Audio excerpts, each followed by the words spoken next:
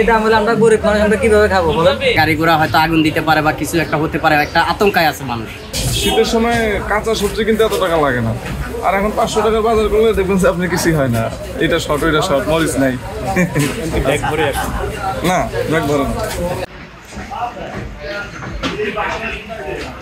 মানুষ কম আসছে বাজারে, মানুষ আতঙ্কের ভিতরে আছে, কি হয়ে যায়, মানুষ আসছে কম, বেচা কিনা একটু কম হয়েছে আর কি। আর হ্যাঁ, আতঙ্কের কারণ দেশের অবস্থা তো ভালো না, বুঝলেন না, এদিকে সব দিকে তো খারাপ। আর এমন একটু সবজির দাম একটু বেশি আর কি, সবজির দাম একটু বাড়তি, এই আর কি। এদিকে মানুষ আসে কম বাজারে, আর আজকের দুদিন আপনার বাজারে একটু মানুষ আসে কম।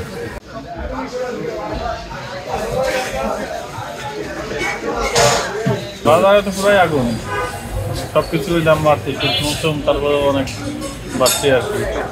কিন্তু সবজির দাম একটু কম থাকা উচিত ছিল। শীতের মৌসুম আসলে তো শীতের সবজির দামগুলো কম থাকে। শসা 80 টাকা কেজি, লেবু 40 টাকা কেজি হালি যাচ্ছে, সব কিছুর দাম মোটামুটি বেশি আর কি।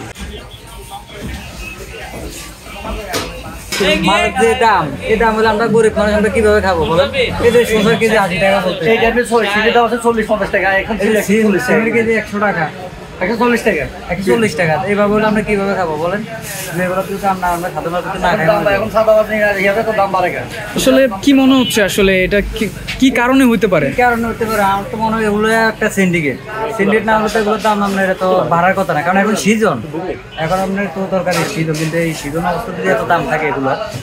দাম বাড়তির কারণ হয়তো এখনো সব পুরো দমের সবজি এখনো বাজারে আসে নাই, সেটার জন্য হয়তো ওরকম হতে পারে। হয়তো যখন পুরো দমের সবজি আসবে হয়তো তখন একটু কমবে, আর সাপোজ কমবে, শীতের সবজি অবশ্যই কমবে। রাস্তাঘাটের খারাপ অবস্থা, যে মানুষ যে কোনো মুহূর্তে যে কোনোভাবে আসতে পারতেছে না, গাড়ি ঘোড়া হয়তো আগুন দিতে পারে বা কিছু একটা হতে পারে, একটা আতঙ্কায় আছে মানুষ। সেটার জন্য হয়তো বাজারে একটু দাম চড়া, সবজি আসতেছে না, কেননা গ্রাম অঞ্চল থেকে তো ওইগুলো আসতে হয়। তো আমার মনে হয় এটা যাতে 2-1 দিনের মধ্যে কেটে যাইতে পারে। আর রাস্তা তো এখন শিথিল হয়ে গেছে, কোনো প্রবলেম তো নাই রাস্তায়, তো আশা করি মনে হয় সব কিছু ঠিক হয়ে যাবে।